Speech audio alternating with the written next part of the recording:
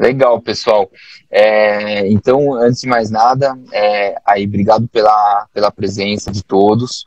Essa é a primeira live aqui que eu pensei do meu Sim Chegou, e a ideia foi trazer uma pessoa com quem eu tive bati uma bola super, super refinada no passado, na parte de recrutamento, tá? Que é a Alê.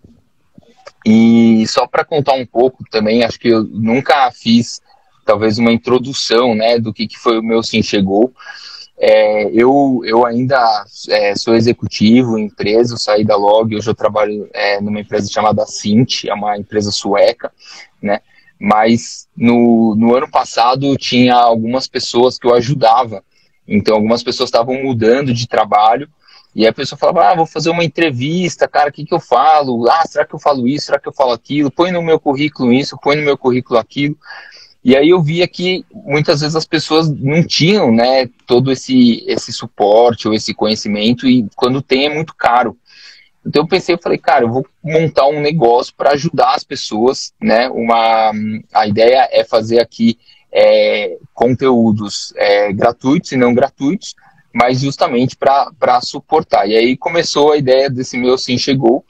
Estou estruturando aqui pouquinho a pouquinho, mas acho que a ideia é dar acesso, né, informação e ajuda para todas as pessoas que precisam. Não é o meu trabalho principal hoje, acho que é um hobby, mas é um hobby super profissional em termos de qualidade. Estou tentando fazer os melhores conteúdos possíveis.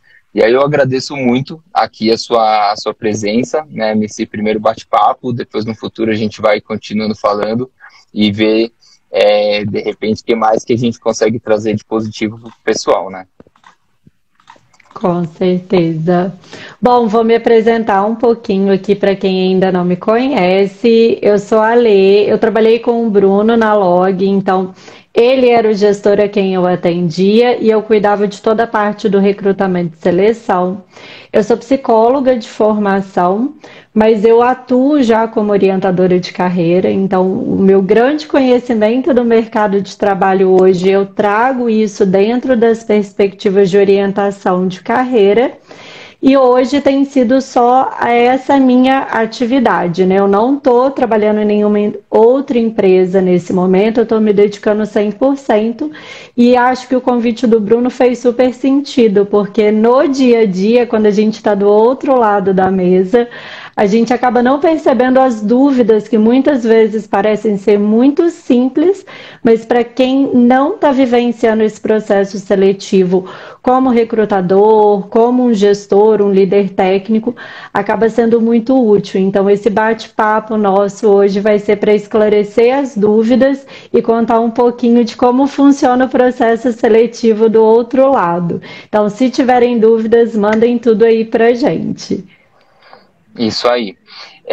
Só para contar um pouco para o pessoal, né?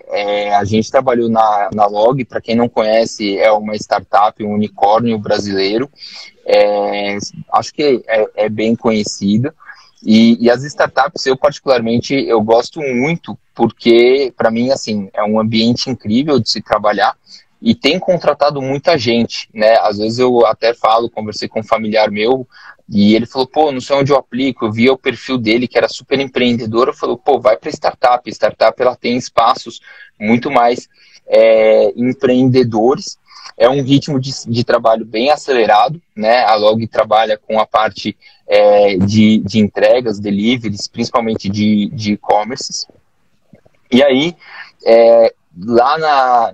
eu trabalhava no time de Sales Ops, e virava e mexia, a gente montou um timaço lá, a Ale me ajudou com várias contratações, e eu pensei nela quando eu fiz o convite para a gente bater o papo, porque eu sou um cara muito prático, né, extremamente prático, e uma das coisas que às vezes as pessoas não sabem, né, é como as entrevistas tomam tempo. Então, você, às vezes, para uma vaga, precisa entrevistar 10 pessoas ou 20 pessoas. E eu mandava uma mensagem assim para a Ale e falava assim, Ale, eu quero um cara extremamente analítico, Se a pessoa não for analítica, nem me manda. Já dá um jeito de verificar se a pessoa consegue. E ela também, assim, trocando poucas mensagens, conseguia fazer um filtro excepcional.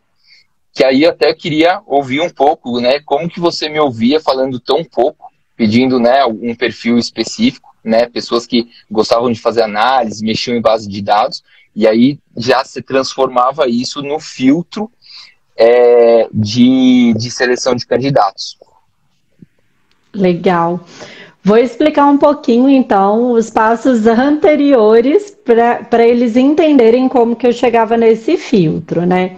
Na Log especificamente, gente, era uma empresa que, por mais que fosse uma startup, ela já era bem estruturada na época que eu fiz parte.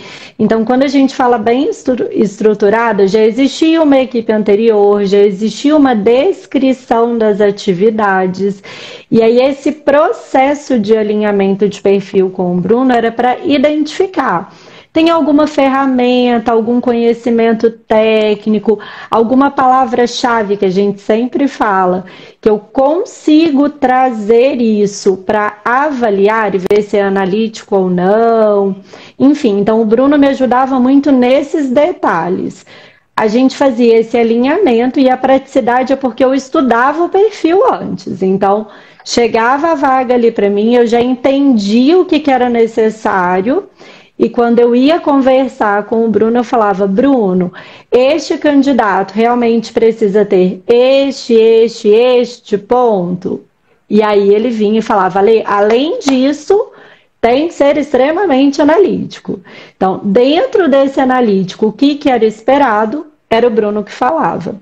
E aí retomava para mim, dentro do processo de triagem, que aí depois a gente explica um pouquinho melhor, das entrevistas com recrutamento e seleção, eu fazia perguntas específicas para identificar a experiência anterior que esses candidatos tinham. Então, essa praticidade já vinha com esses passos anteriores aí que facilitava a gente identificar os candidatos. É isso. E aí era muito engraçado, porque assim, pelo menos no meu dia a dia, né, que é uma área de planejamento, a gente sempre fala de palavras-chave que tem que ter no currículo, tem que ter no LinkedIn. É muito comum a gente falar sempre, Excel, Power BI. Então, se você conhece essas ferramentas, é extremamente importante você destacar. E aí, a parte que você não consegue escrever, né, nos lugares, e aí também que eu falava sempre para a Lê, eu falava assim, Ale, eu quero pessoal com sangue no olho. Eu quero pessoal que entre aqui para arrebentar, que quer crescer, que quer fazer a diferença. E aí, Ale, me fala um pouco também como que você interpretava essa parte talvez não tão fácil de ser filtrada lá nos currículos. Sim. Então, primeiro passo, gente, é entender que existe aí a parte técnica, habilidade técnica, então entra Power BI, algum conhecimento específico que a sua área pode ensinar. Isso tudo o recrutador filtra e traz para o momento da entrevista. Essa segunda parte que o Bruno falou realmente é uma entrevista mais comportamental. Então, quando a gente vai entrevistando, você tem que entender o ambiente de startup, quando o Bruno fala que é essa faca aí na caveira, sangue no olho, é porque realmente é uma empresa que está crescendo e quando está crescendo não tem um processo consolidado, então exige muita flexibilidade, muita adaptabilidade, que a gente até já falou aqui no canal. Algumas características comportamentais que você me contando sua experiência anterior em outras empresas, na sua vida pessoal, eu falo, essa pessoa aqui dá conta do recado. E não é por um achismo, são pelos fatos que você me conta no momento da entrevista. Putz, Ale, eu tinha um monte de coisa e não falei na entrevista. Aí o recrutador não vai conseguir saber, gente. Por isso que tem que se preparar para chegar no momento da entrevista e contar realmente a melhor parte, as coisas que você já conseguiu concretizar. Se essas habilidades que você tem comportamentais forem compatíveis com o ambiente de startup, que no caso era o nosso, que é agilidade, é flexibilidade, é você montar um projeto inteiro perfeito e jogar ele no lixo, porque às vezes não faz mais sentido, não pode ter essa frustração, você tem apego, mas você tem que falar, beleza, vida que segue. Aí era mais ou menos o perfil que o Bruno estava descrevendo aí. Outro ponto, acho que legal também de dividir, que eu falo isso várias e várias vezes. Eu abria vagas e em coisa de 1 a 2 dias já tinha mais de 200 candidatos. Passavam 2 semanas e atingiu o limite de 2.000 candidatos, né, e eles fechavam a vaga, porque o sistema entende que 2.000 candidatos você já consegue encontrar alguém que você precisa. E aí, um ponto que eu sempre menciono também é assim, logo no dia que eu abria, eu começava a olhar as pessoas que estavam se candidatando, e eu olhava quase que currículo a currículo. Então, as primeiras 60 a 150 ali, pessoas que se inscrevem, eu considero que elas têm mais chances de serem avaliadas. Depois, os sistemas, você precisa colocar filtros por palavra-chave. Então, você fala assim, eu quero uma pessoa que fez administração, ou que fez engenharia. No seu caso, Ale, funcionava da mesma forma ou não? Olha, Bruno, eu vou ser muito sincera. Dependia do momento que eu estava recrutando, né? Então, já chegou épocas que eu recrutava vagas pontuais, que eram bem raras em startup. Geralmente a gente acaba trabalhando um volume maior. Aí sim, quando a gente tem a oportunidade de olhar todo dia o sistema, com certeza, os primeiros currículos a gente acaba olhando mais. Quando você trabalha vaga em volume, né, acaba tendo que acompanhar várias vagas ao mesmo tempo, às vezes eu abria a vaga, ia cuidar de outras posições, então fazer essa triagem sempre por palavra-chave, por isso que palavra-chave, independente do momento da aplicação, é muito importante, e depois retomava para a sua vaga ou de mais vagas que eu estivesse cuidando. Então, independente, se teve oportunidade, abriu hoje, se candidata, mas a palavra-chave é sempre o ponto mais importante. Se alguém tiver dúvida do que são as palavras-chave, pergunta pra gente aqui também. Porque a gente acaba conversando aqui que era uma coisa super natural. Se a gente falar algum termo, alguma coisa que não seja claro para vocês, só perguntar que a gente esclarece aqui, né, Bruno? Isso é um ponto super importante. Outro ponto também que eu lembro assim que era assim, o nosso bate-bola era bastante bom. A Ale, como eu comentei logo no início, ela conseguia ter uma sensibilidade, né, do que eu precisava, e os candidatos que eu acabava recebendo já estavam dentro do perfil. E aí, também, acho que um dos temas que eu acabo falando é assim, o candidato, ele tem que passar quase ali por 2 chefões ali no processo seletivo. O primeiro chefão é o recrutador, né, onde ele faz essa primeira avaliação do perfil e já consegue empacotar ali, né, um grupo de candidatos bom o suficiente. E depois você tem ali o segundo chefão, que é o gestor. O que acho que as pessoas às vezes não pensam, e é super interessante, é que o gestor, ele também sente um frio na barriga quando ele está contratando. Por quê? Ele só tem uma vaga, ele precisa preencher aquela vaga e ele precisa pegar a melhor pessoa possível, né, para trabalhar. Ele não, em 1 hora que você conversa, ou meia hora, é muito difícil você conseguir ter todas essas percepções. Então, depois, inclusive, até existe um bate-papo, muitas vezes tem até mais entrevistas, né, de pessoas que ajudam você a fazer essa avaliação. E acho que um ponto depois também, no meu caso, mais até do que ouvir as pessoas, né, falando assim, olha, eu conheço isso, eu conheço aquilo, eu gostava muito de ouvir os casos práticos, né, os problemas, falar, cara, olha, aqui você vai se deparar com um problema e você vai ter que resolver sem ter as informações. Você não vai ter todas as informações no dia a dia. E a forma do candidato conseguir trazer exemplos da vida dele, onde ele resolvia aquilo dessa forma, era um dos pontos chaves ali para mim, selecionar ou não essa pessoa.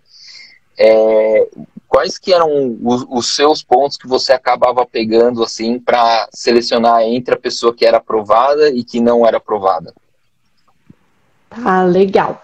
Primeiro passo, gente, você pode estar 100% dentro do perfil comportamental, mas dependendo da senioridade da vaga, e aí senioridade a gente fala horas voo, tempo de experiência, tempo que você tem contato com uma atividade específica, por mais que o comportamental fale muito alto, às vezes a parte técnica vence.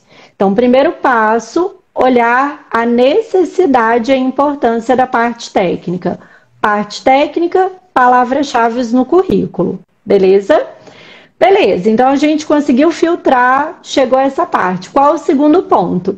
A compatibilidade de perfil dentro do ambiente de startup, que é muito diferente de outras empresas que têm processos bem definidos, que a gente fala aqui como mais tradicionais. Por quê? Uma empresa tradicional, ela já tem muitos anos, já passou por muitos processos de melhoria e ela tem um processo bem estruturado. A startup está crescendo, está se ajustando. Então, cada hora o processo é diferente. E aí, se a pessoa não gosta de mudança, não gosta de instabilidade, não gosta de ter que ter essa flexibilidade, de às vezes jogar tudo fora e começar de novo, ela possivelmente não vai se adaptar a um ambiente de startup. E sendo muito sincero, eu tenho clientes que passam comigo hoje em orientação de carreira, que acabaram aceitando propostas antes de ter esse tipo de discussão e reflexão e não se adaptaram, porque as pessoas acreditam que startup é só andar de chinelo ou de tênis, chegar a hora que quiser e brincar na mesinha de ping-pong. Nada disso. Não é bem assim.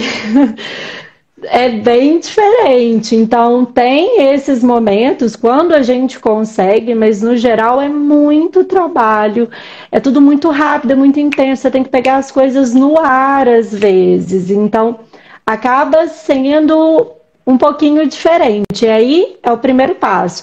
Você está aberto a ter essa flexibilidade, essa agilidade, a se desconstruir para estar num ambiente desse?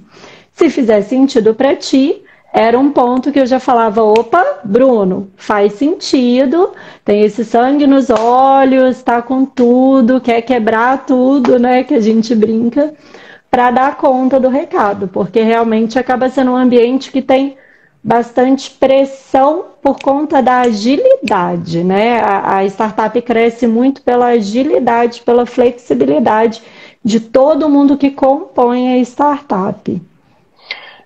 Acho que esse é um ponto super importante, né? Eu sou o maior fã de startups, eu recomendo fortemente startups, mas é assim, todo dia você mata um leão, então acho que também você já precisa ter um pouco do entendimento de onde você está indo, até para ver se o seu perfil também bate, né? Uma cultura da Log que eu achava muito assim, legal, né? Que a gente falava assim, sem mimimi. Então, era justamente, você está debatendo, o número não é aquele, eu preciso refazer, gente, bola para frente, vamos resolver os problemas, vamos trazer os resultados, e aí acho que isso fazia também bastante sentido. No meu caso, eu sempre falo bastante, né? Eu acho que a ideia até depois, em outras lives, trazer especificidades, por exemplo, de vagas do comercial, de vagas do financeiro, de vagas de jurídico, mas no meu caso, né, que tinha bastante parte de planejamento e eu também tenho um background de consultoria, eu sempre aplicava cases. Então, se o candidato ele pode estudar a empresa, como que é o perfil da empresa, entra no Glassdoor, olha os comentários sobre a empresa, se você puder, entra no LinkedIn, olha o perfil de quem vai te entrevistar, Isso, na hora H, faz toda a diferença. E aí você tem que ter as suas histórias ali bem treinadinhas para arrebentar, né? Exatamente. Então, o Bruno acabou falando muito do mimimi. Tem algumas coisas que a gente fala que são os valores da empresa, que a gente acaba traduzindo em frases, né? Mas além de olhar os valores da empresa, eu sempre sugiro, olhe e entenda quais são os seus valores para ver se é compatível. Tá? Tem alguns testes na internet que você consegue fazer, ou dentro de processos mesmo de autoconhecimento, mas é muito importante para ver. Isso aqui que eles estão pedindo faz sentido comigo? Essa história de mimimi, de ter que quebrar tudo, faz Que é sentido isso, né? comigo? Que é mimimi? Que é isso? Vamos perguntar, vamos pesquisar, para não gerar uma frustração quando estiver do lado de lá. Então, são várias pessoas olhando o processo seletivo. Então, para recapitular e vocês entenderem até quem chegou depois. Abriu uma vaga, existe uma oportunidade dentro da empresa. Chega para o recursos humanos, né? No caso, eu cuidava da área do Bruno. E lá, Bruno, é isso mesmo? É dentro desse perfil? Quais são as especificações técnicas que a gente precisa? Porque olhando um currículo, a gente não vai saber a parte comportamental de ninguém. Então, palavras-chave, beleza. Chegou até o momento da entrevista com o recrutamento e seleção, a gente vai identificar, além da parte técnica, da experiência anterior que você precisa ter, a parte comportamental que a gente conversou um pouquinho aqui. E aí, para completar a visão, não só o gestor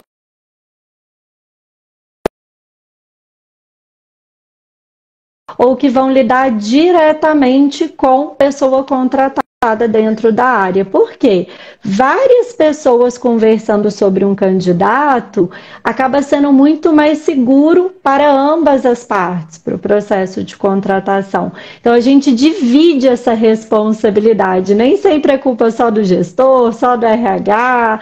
Então, a gente compartilha a visão e fala, poxa, essa pessoa que às vezes não tem essa habilidade, mas ela tem essa, e essa, vai fazer muito sentido aqui no grupo. Vamos apostar?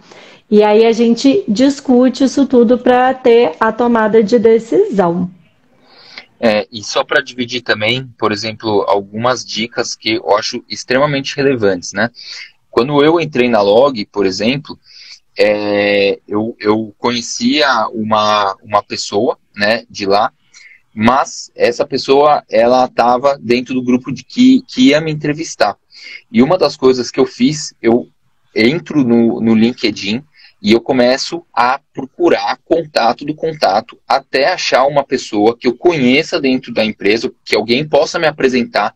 E eu liguei para essa pessoa e falei, por favor, eu preciso só de 5 minutos, sou amigo de não sei quem que me passou o seu contato, você pode conversar comigo? E aí foi muito legal, porque essas questões, né, de como que era o ambiente, como que era a entrevista, tudo isso você já vai preparado. Então, quando você chega, você já conseguiu ser triado, então você precisa ser muito assertivo, né, na entrevista, você precisa chegar o mais preparado possível, porque uma das coisas que eu falo no meu Sim Chegou é que, assim, a partir do momento que você conseguir ser entrevistado pelo gestor, você tem de 20% a 30% de chance de ser contratado, porque esse gestor, ele tem pelo menos 3 pessoas sendo entrevistadas, talvez 5, provavelmente entre 3 e 5 ali é um número médio, o que te dá uma chance natural de 20% a 30%. Então você já tem que estar melhor para conseguir aumentar esse percentual, né? E eu sempre comento também que o mercado tem muita gente boa. Então, quando você está fazendo os processos seletivos, você precisa ter um pool ali que você consiga chegar nessas entrevistas finais, principalmente se você está numa fase de recolocação. Você precisa estar de 3 a 5 entrevistas para já começar a considerar que tem uma chance grande de ser contratado. Obviamente que tem gente muito boa que com uma entrevista já entra direto, mas não é o padrão. Então, todo esse preparativo eu acho essencial e são temas que eu tenho feito alguns vídeos. E aí, Ale, para a gente ir fechando, não sei se tem algum último ponto que você quer destacar, também não sei se o pessoal tem alguma pergunta. Deixa eu dar uma olhadinha aqui, eu não vi nenhuma pergunta ainda. Se alguém tiver, fica à vontade, Ó, pessoal, aproveita, porque recrutador sempre está aqui falando, mas não é sempre que a gente tem o líder técnico querendo contar um pouquinho do outro lado. Eu acho que vale talvez incluir, Bruno. Eu acho que a gente já falou de maneira indireta, mas você tem um candidato aqui 100% dentro do perfil, né, técnico, falando. Porque tem muita gente que chega com essa dúvida. Poxa, mas eu tinha tudo o que estava pedindo. Como que você decide, né, na entrevista final, quem que fica e quem que vai, sendo que, hipoteticamente, os dois têm 100% das habilidades, cursos e tudo que era exigido para a vaga? olha, essa pergunta ela é bem cruel. Acho que, em primeiro lugar, você usa a opinião de outras pessoas que também entrevistaram, tá?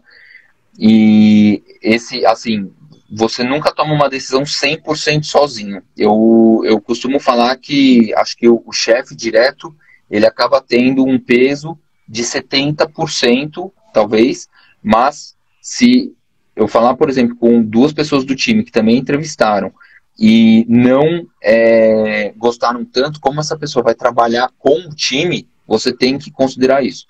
E isso nos leva para um tema que eu acho que é crítico, é super importante, que é a empatia.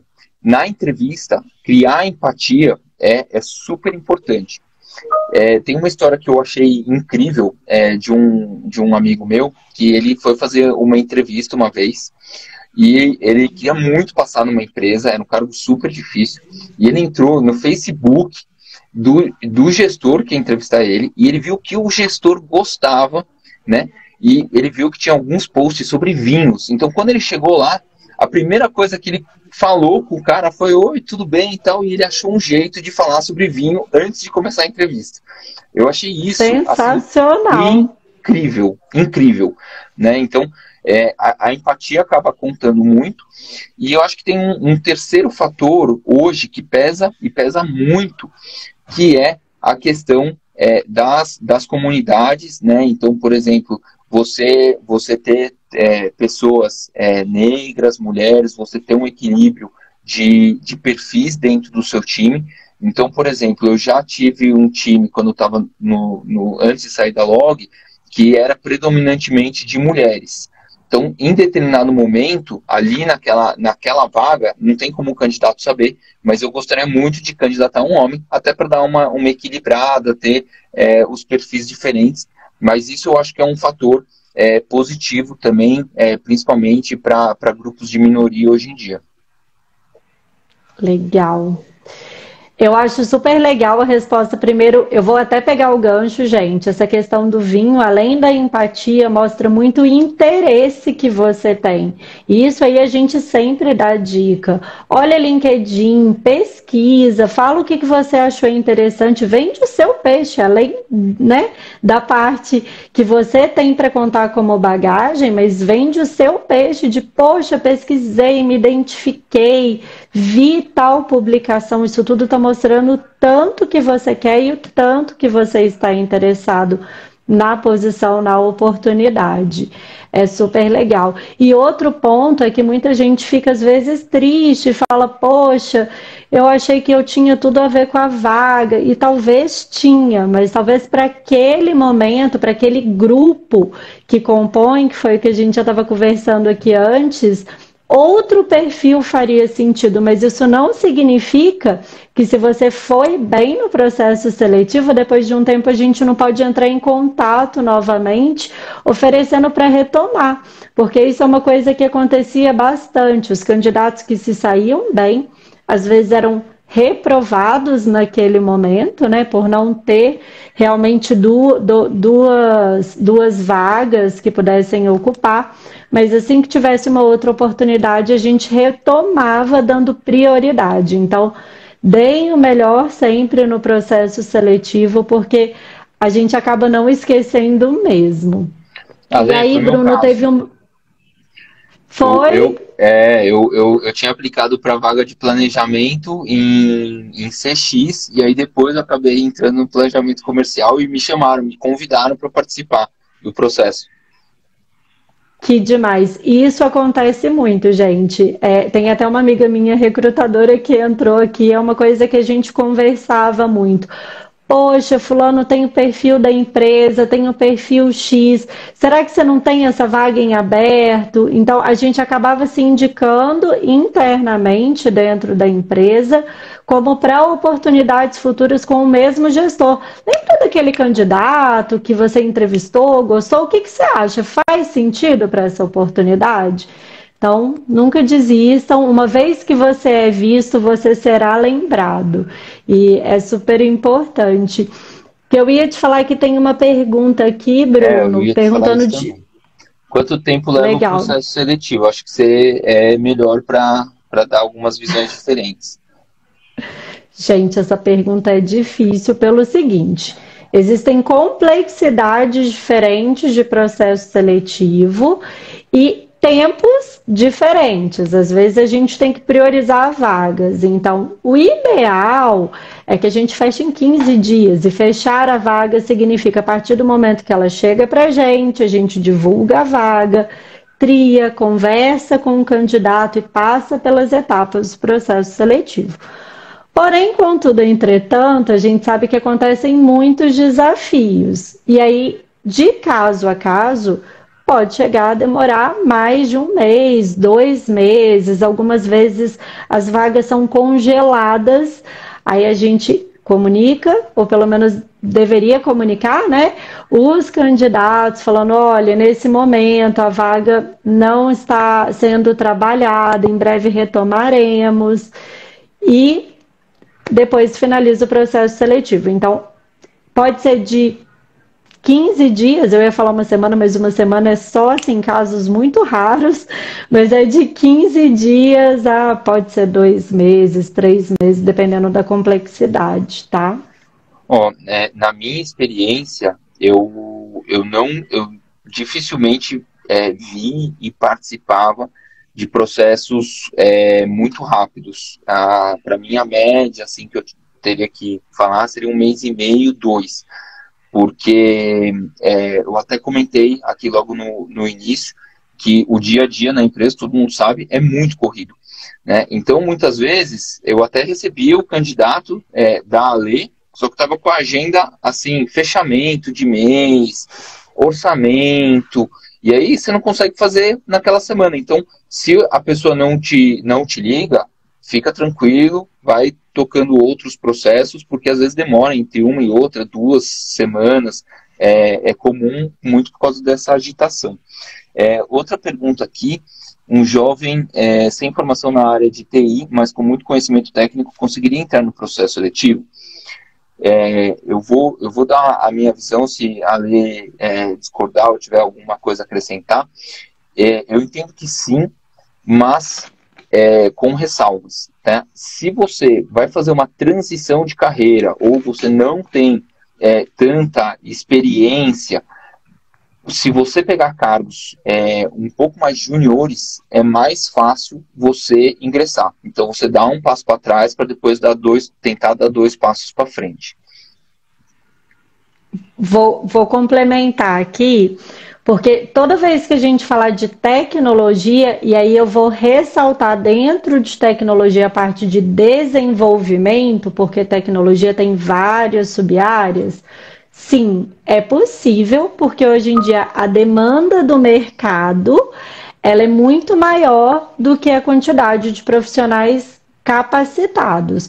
Mas a formação técnica não significa que ele não saiba como desenvolver. Então, se ele é autodidata, se ele estuda sozinho, se capacita de formas diferentes de ter uma formação, uma graduação ou um técnico, não vai fazer muita diferença desde que ele tenha a habilidade de codar.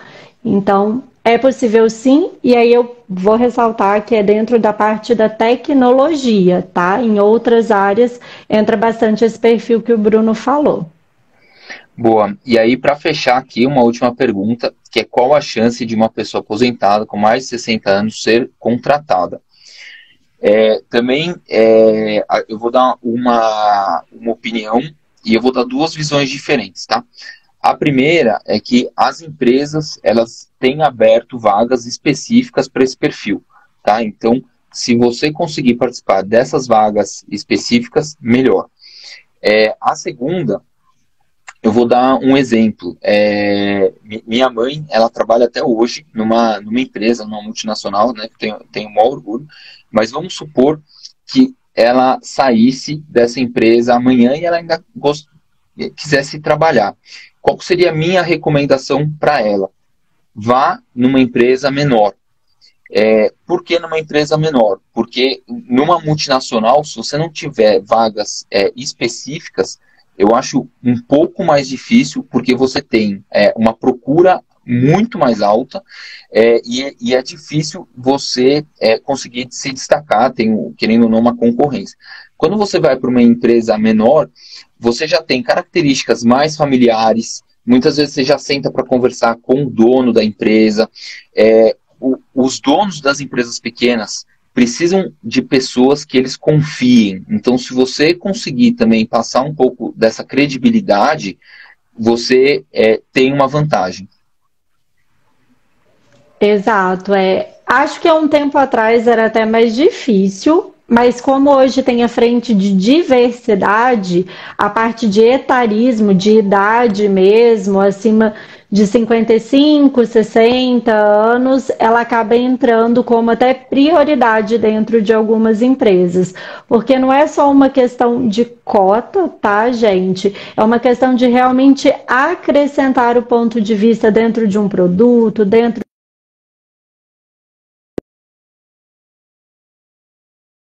importante a gente ter diversidade dentro das empresas. Então, é possível, mas acaba sendo realmente numa proporção menor de oportunidades.